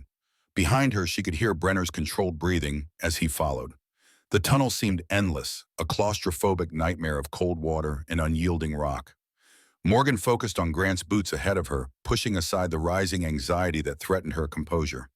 Special operations training included confined space exercises, but nothing quite prepared one for the primal fear of being trapped underground. After what felt like hours but was likely only minutes, Grant's pace increased. "I see light," he called back, voice echoing strangely in the confined space. "Natural light, there's an exit." Relief flooded through Morgan, quickly tempered by caution. An exit meant freedom from the cave, but also exposure. Vulnerability. Grant disappeared from view, the passage widening into another chamber. Morgan followed, emerging into a space where daylight filtered down through a narrow fissure high above. The stream continued across the chamber floor before disappearing into another passage. Brenner was the last to emerge, his larger frame having had more difficulty with the narrow tunnel. "Status," he asked, immediately professional, despite the strain evident on his face. "Chamber has multiple exits," Grant reported. "Stream continues that way, but there's also a climbing road up toward that light source." Morgan studied the fissure above. Tight but manageable. Looks like it might open to the surface. The decision was straightforward. Following the stream might lead to a more accessible exit, but the climbing route offered immediate access to open air and potential escape routes. "We climb," Brenner ordered. "Grant, take point. Reed middle. I'll cover R6 in case our friends find this chamber." The climb was challenging but not impossible. Years of training on natural terrain had prepared them for precisely this type of situation. Grant ascended first, finding handholds in the rough stone, testing each before committing his weight. Morgan followed, her smaller frame and lighter weight an advantage in the narrow chimney. The fissure widened slightly as they climbed, the light growing stronger. Fresh air drifted down, carrying the scent of pine and open space. Grant reached the top first, pausing to scan before pulling himself out of the opening. "Clear," he called down softly. "We're on a mountain slope. Heavy tree cover. No visible hostiles." Morgan continued her climb, reaching the exit point and emerging onto a steep, forested hillside. The morning sun filtered through pine branches, casting dappled light across the rocky ground. Behind her, Brenner emerged last, his face tense with exertion. "Distance from cave entrance?" he asked immediately. Grant consulted his compass, orienting himself. "Approximately 2 kilometers northeast at a guess. Different slope, different drainage. They won't find this exit easily. Unless they have aerial support," Morgan pointed out, scanning the sky through the tree canopy. Brenner nodded, already thinking ahead. "We need to move. Keep under tree cover as much as possible." "Direction?" Morgan considered their options. "Bagram is northeast, approximately 60 kilometers. 2 days travel on foot through this terrain." "2 days exposed," Grant cautioned, "with unknown hostiles searching for us." "Alternatives?" Brenner asked. Morgan thought of Sullivan's coordinates. "Boston. The deadline approaching. We stick to the original plan, make for Bagram, find Major Lewis, get transport stateside." "Agreed," Brenner decided after a moment's consideration. "We travel light, fast, and quiet, avoid all contact, no unnecessary risks." With their course decided, they began the arduous journey through the rugged mountain landscape. The training that had prepared them for combat operations now served a different purpose: survival and evasion against an enemy that wore the same uniform. The first day passed without incident. They moved efficiently through the difficult terrain, maintaining strict noise and light discipline, stopping only for brief rest periods. Their military conditioning allowed them to cover ground that would exhaust civilian hikers despite limited rations and water. As night fell, they established a cold camp in a sheltered ravine, taking turns on watch. No fires, minimal movement, absolute vigilance. The mountains around them were quiet, except for the occasional distant sound of helicopter rotors, search parties still hunting. During her watch, Morgan found herself thinking again of Sullivan, his abrupt departure, the coordinates left behind. What had he discovered that was so significant? And more importantly, could they trust him? Grant joined her as the eastern sky began to lighten, his movements silent despite his size. "You should get some rest before we move out." Morgan shook her head slightly. "I'm good. Sleep can wait." He studied her face in the pre-dawn light. You're thinking about Sullivan. Wondering if we're walking into another trap, she admitted. If Boston is just another ambush waiting to happen. Yet you're still determined to go. Morgan met his gaze steadily. Do you see another option? We need answers. Sullivan has them, or at least some of them. Whatever he discovered about Matthews about this whole operation, it's significant enough that powerful people want it buried. Grant was silent for a moment. Your father, he said finally, you believe his death is connected to all this. I know it is. Morgan's certainty was absolute. The timeline fits. The people involved fit. Matthews was reported KIA in 1991, but my father suspected he had defected, was selling intelligence. 5 years later, after investigating Arnold quietly, my father ends up dead. Suicide. And now Matthews resurfaces as an advisor to Taliban forces using American tactics to kill American soldiers. And Sullivan knew your father. They served together. Same unit, same operations. Morgan's expression hardened slightly. Sullivan was his commanding officer. If anyone knows the truth about what happened, it's him. Grant considered this. You trust him. Morgan hesitated. I want to, but trust is a luxury we can't afford right now. What I do know is that Sullivan left me those coordinates for a reason. Whether it's to help or to finish what Matthews started, I need to find out. Grant corrected. We need to find out. His expression was resolute. Whatever this is, we're in it together now, all the way. The unexpected solidarity eased something in Morgan's chest, a tightness she hadn't fully acknowledged. For most of her career, she had stood apart, isolated by gender and circumstance. Having allies who understood the stakes, who chose to stand with her despite the risks, was unfamiliar territory. The approach to Bagram was tense but ultimately successful. Using Major Lewis's help, Morgan secured transport to Ramstein, then Andrews, with arrangements for Grant and Brenner to follow 2 days later via cargo transport. The separation was necessary but increased her sense of vulnerability as she made her way to Boston alone, carrying the weight of their collective mission on her shoulders. Boston greeted her with the anonymity of a major city, a welcome change from the exposed mountain terrain of Afghanistan. Sullivan's coordinates led to a small cafe in the North End, but when she arrived for their scheduled meeting, Sullivan was nowhere to be found. Instead, a message directed her to the North Shore Marina, where Sullivan was waiting aboard a cabin cruiser in Slip 42. The boat was modest but well-maintained, nothing to draw undue attention. As Morgan approached, Sullivan emerged from the cabin, his silver hair catching the afternoon sun, his face showing both relief and tension. Reed, he acknowledged, you're alone. Clean, she confirmed, using operational shorthand for free of surveillance. Though there was someone watching the cafe. Sullivan nodded grimly. Expected. They've been a step behind me since Bagram. He gestured her aboard. Quickly, we don't have much time. Inside the cramped cabin, Sullivan spread documents across a small table. Matthews wasn't working alone. He was just one piece of something much larger. He tapped a folder labeled Operation Sundown. Officially a black operation targeting Soviet assets during the final years of the Afghan War. Unofficially, something else entirely.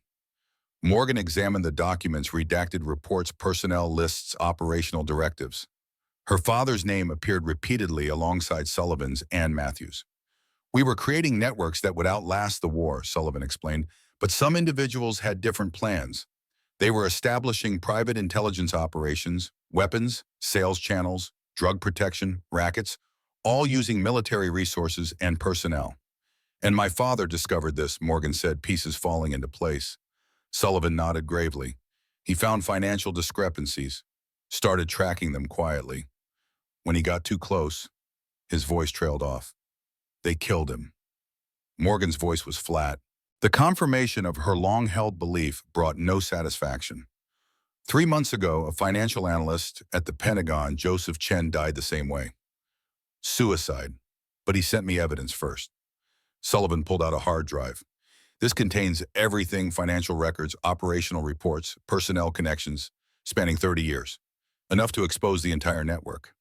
And the head of this network, Victor Harlan, former CIA, now private contractor. Matthews' superior in Operation Sundown. Sullivan's expression darkened. He's been running the network since the early 90s.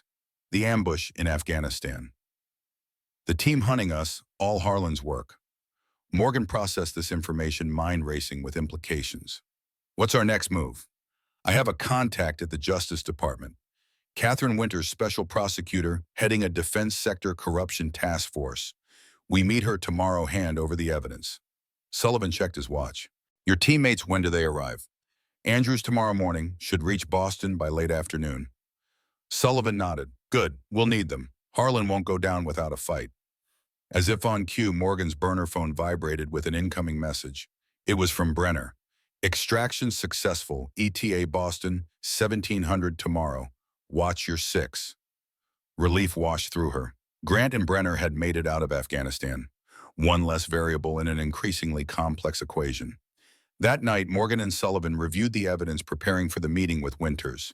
The documentation was damning: operation codes, bank transfers, communications logs, all pointing to a massive network of corruption and treason spanning decades.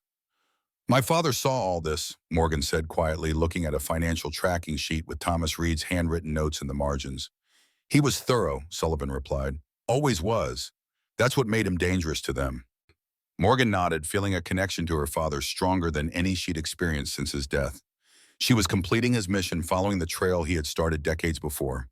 The meeting with Catherine Winters was set for noon at the federal courthouse downtown, a public location ostensibly safe, but also exposed. As dawn broke over Boston Harbor, Morgan prepared meticulously, cleaning the handgun Sullivan had provided, mentally mapping escape routes, contingency plans. Sullivan seemed equally tense.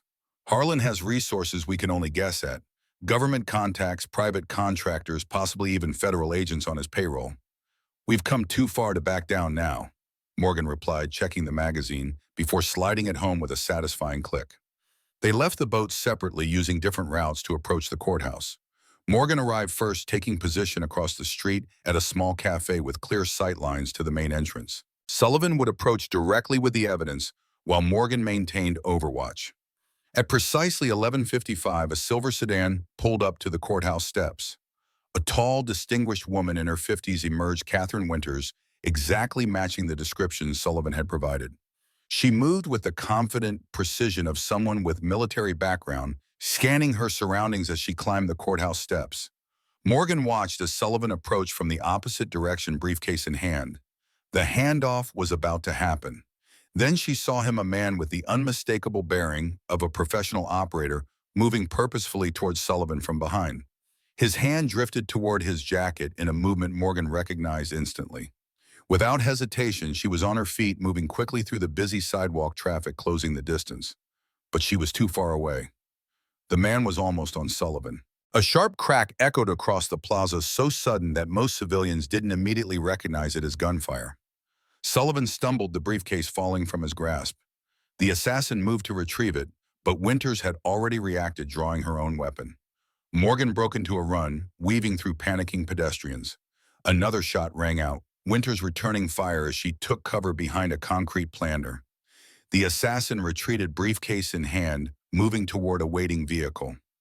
Morgan reached Sullivan, who lay sprawled on the courthouse steps, blood spreading across his chest. His eyes found hers, recognition flickering through the pain. Harlan, he gasped. He'll destroy everything, the evidence. I've got it, Morgan assured him. The assassin had taken the briefcase, but not the actual hard drive which Sullivan had entrusted to Morgan that morning as a precaution. Sullivan's grip on her arm tightened.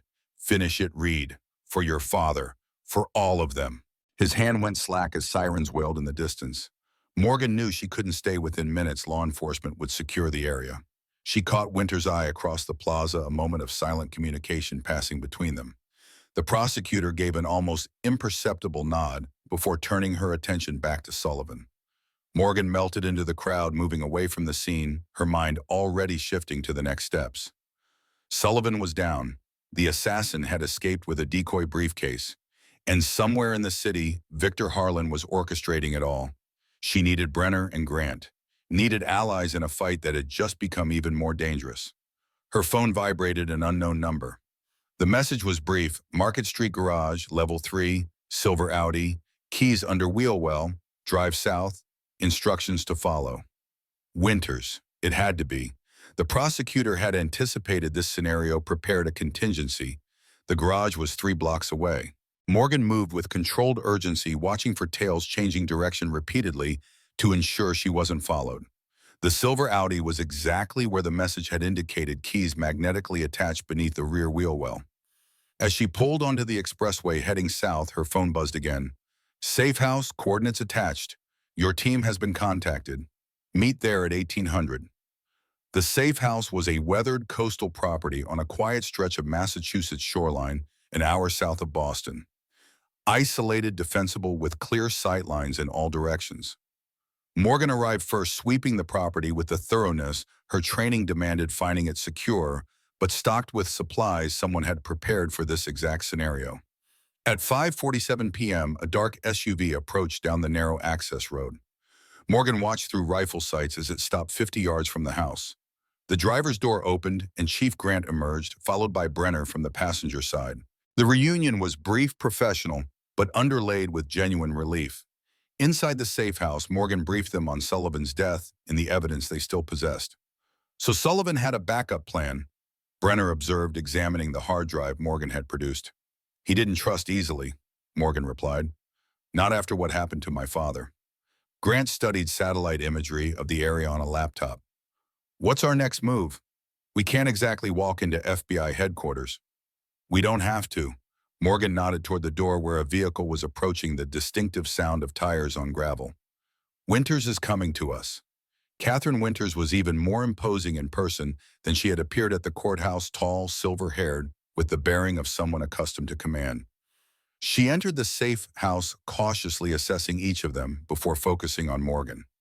Staff Sergeant Reed, she said, I wish we were meeting under better circumstances. Morgan nodded. You were Sullivan's contact. More than that, I've been building a case against defense sector corruption for 3 years. Sullivan's evidence is the missing piece.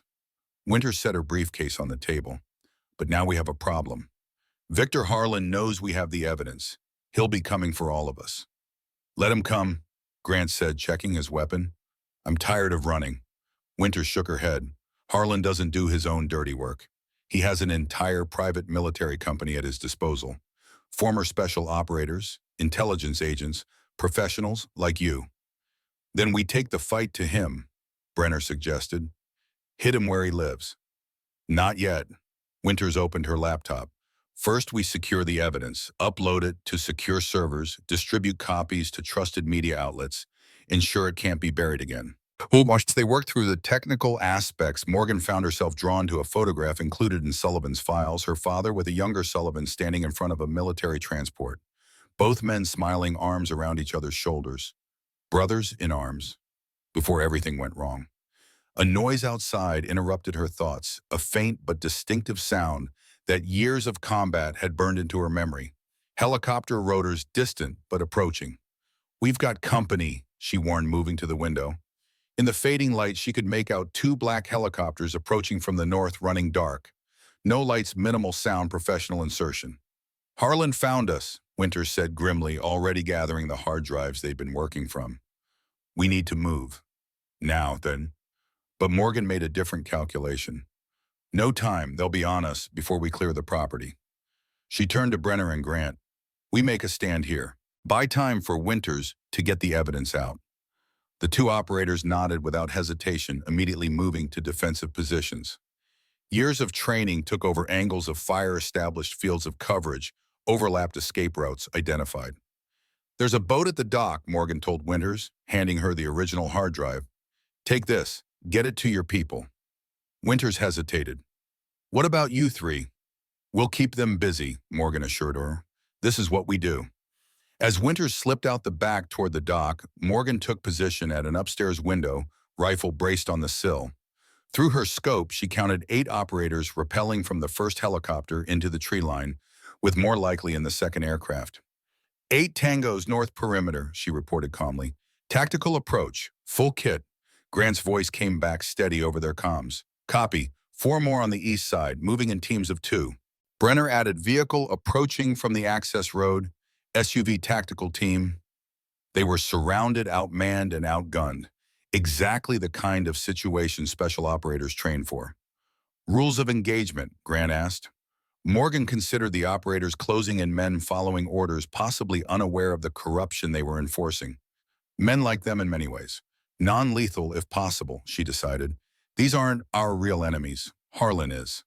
The first shots came as darkness fell, completely suppressed weapons targeting the house's power supply. The building plunged into darkness exactly as Morgan had anticipated. She had already switched to night vision, her world transformed into shades of green. Through her scope, she watched the assault team advance with practiced precision. Two operators approached the front door, breaching equipment ready. She adjusted her aim and fired a non-lethal shot that struck the lead operator in the shoulder, spinning him around. His partner immediately took cover, calling for backup. On the east side, Grant engaged another team, the muzzle flash from his rifle briefly illuminating the window where he was positioned. Return fire splintered the wood around him, forcing him to relocate. Brenner's voice came through the comms, tense but controlled. They're setting up for a coordinated breach, multiple entry points. Fall back to position 2, Morgan ordered, already moving to her secondary firing location in the central hallway.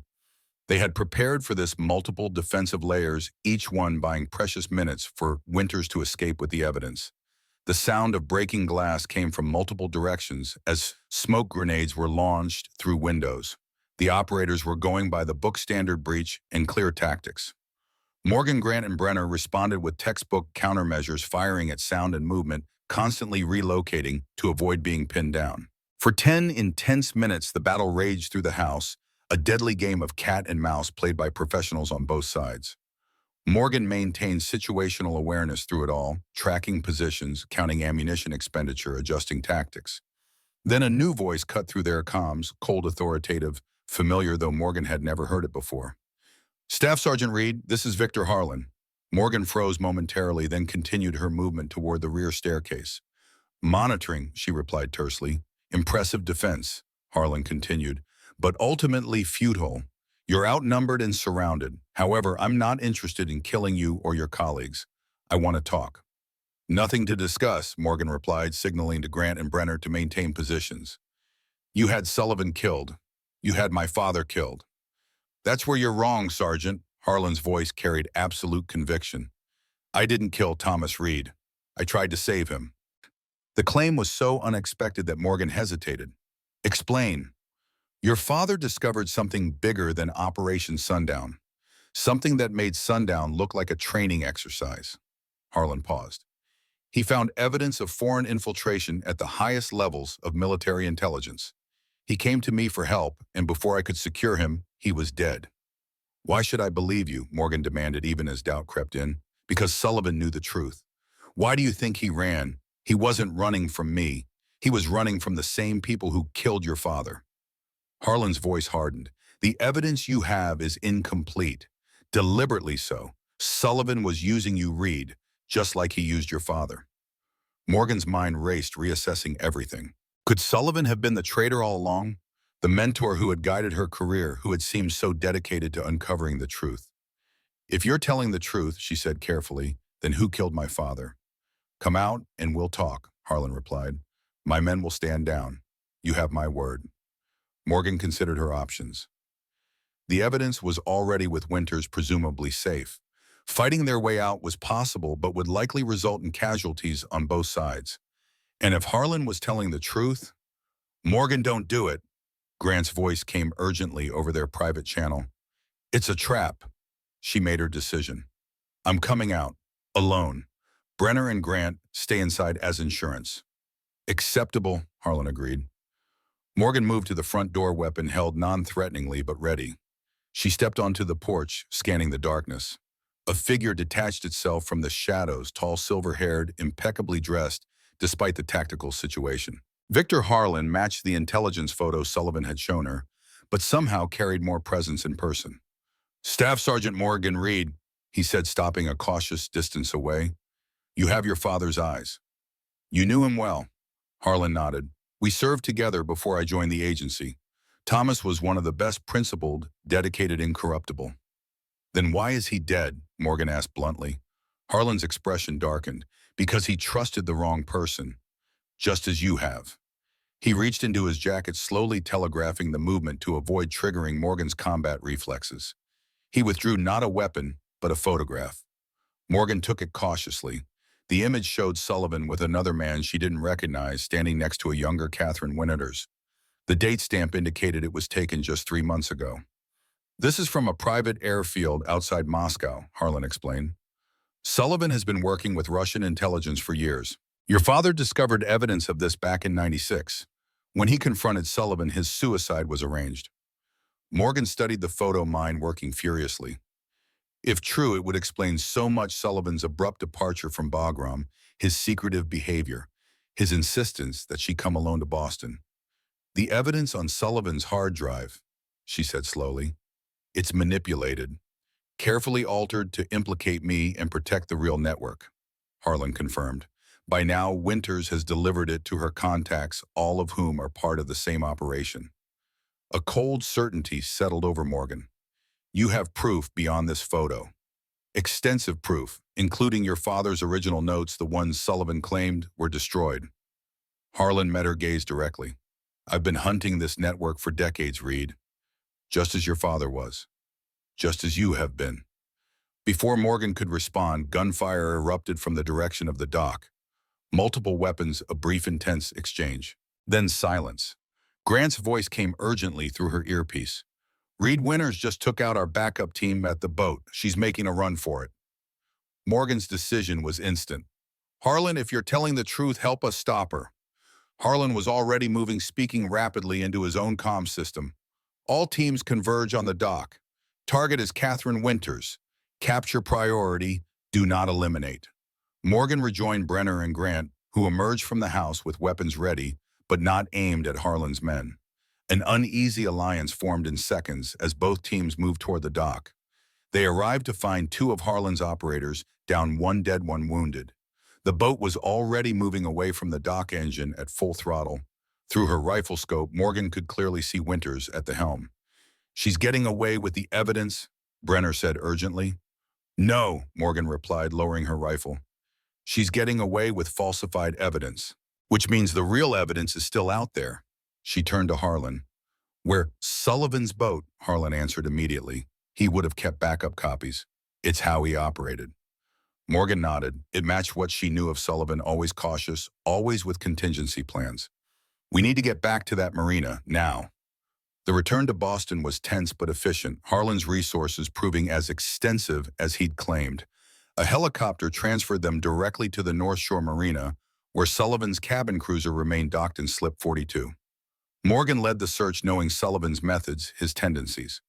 The obvious hiding places yielded nothing, but she hadn't expected them to. Sullivan was too careful for that. It was Grant who founded a hidden compartment beneath the navigation station containing a waterproof case. Inside was another hard drive and a handwritten letter addressed to Morgan. She opened it with steady hands, reading Sullivan's precise handwriting. Morgan, if you are reading this, I've failed. Winters is not what she seems. The evidence I've shown you is incomplete, deliberately so. I needed to know if Harlan would respond, confirm my suspicions. The real evidence is on this drive. It implicates people you wouldn't believe. Trust no one, not even me. Finish what your father started. Sullivan. Morgan handed the letter to Harlan, who read it quickly, expression grim. Exactly what I expected. Sullivan was playing both sides, feeding information to Winters while pretending to help you. Or, Brenner suggested, he was testing you both, seeing which of you would respond, which of you was really involved. Morgan connected the drive to Sullivan's laptop. What she found confirmed her worst fears: extensive documentation of a foreign intelligence operation that had penetrated the highest levels of American defense infrastructure. Names, dates, operations, a web of treason spanning decades. And at the center of that web, Catherine Winters. The evidence was irrefutable: banking records, communication logs, surveillance photos. Winters had been recruited decades ago, rising through military and then Justice Department ranks, perfectly positioned to protect foreign assets and compromise American operations. This is what got my father killed, Morgan said quietly, staring at the screen. He found out about Winters, confronted Sullivan, who was already suspicious, but not certain. Harlan nodded. Sullivan was compromised by then, too. Not a willing participant at first, but blackmailed into cooperation. When your father approached him, Sullivan panicked, told Winters. She arranged the suicide to protect herself. And Sullivan lived with that guilt until he couldn't anymore, Morgan concluded. This evidenced the operation with Matthews arranging for me to be the Overwatch. It was all his attempt at redemption. The revelation brought no satisfaction, only a grim sense of clarity. Her father had died for the truth. Sullivan had died trying to expose it. Now the responsibility fell to her. "What happens now?" Grant asked, looking between Morgan and Harlan. "Now we finish it," Morgan said simply. "Complete the mission. Expose Winters and her network, bring them to justice." She looked at Harlan. "Can you do that officially?" Harlan nodded. "With this evidence, absolutely. My team has connections to counterintelligence and oversight committees that Winters can't touch." Morgan made her decision, handing the drive to Harlan. "Then do it. End this. For my father, for Sullivan, for all of them." 3 days later, Morgan stood with Brencher and Grant in Arlington National Cemetery, watching as her father's remains were transferred from their original site to a new location in the section reserved for those who died in service to their country. His death, officially ruled a suicide for decades, had been reclassified as a line-of-duty fatality following the exposure of Winter's network. The investigation was still ongoing, expanding daily as more evidence emerged. Winters herself had been apprehended trying to cross into Canada, the false evidence she'd been carrying seized and examined. The full extent of the conspiracy would likely take years to unravel, but the core had been exposed, the principal actors identified. "What now, Reed?" Grant asked quietly as the honor guard completed the ceremony. "Back to the guard." Morgan shook her head slightly. "Harlan offered me a position, counterintelligence hunting networks like the one Winters built." "You taking it?" Brenner inquired. "Still deciding," she replied. "What about you two facing any blowback for our unauthorized field trip?" Grant almost smiled. "Turns out going AWOL to expose a decades-long foreign intelligence operation makes the brass surprisingly forgiving. We've been officially reassigned to special projects pending review." Morgan nodded unsurprised. The military took care of its own, especially those who had ultimately protected its integrity. As they walked away from her father's new resting place, Morgan felt a sense of completion that had eluded her for decades. The truth had been exposed. Justice, however delayed, had been served. Her father's mission and her own was finally complete. Or perhaps, she reflected watching as Harlan waited respectfully by a black government vehicle at the cemetery entrance, it was just beginning. There would always be new threats, new betrayals to uncover, new networks to dismantle.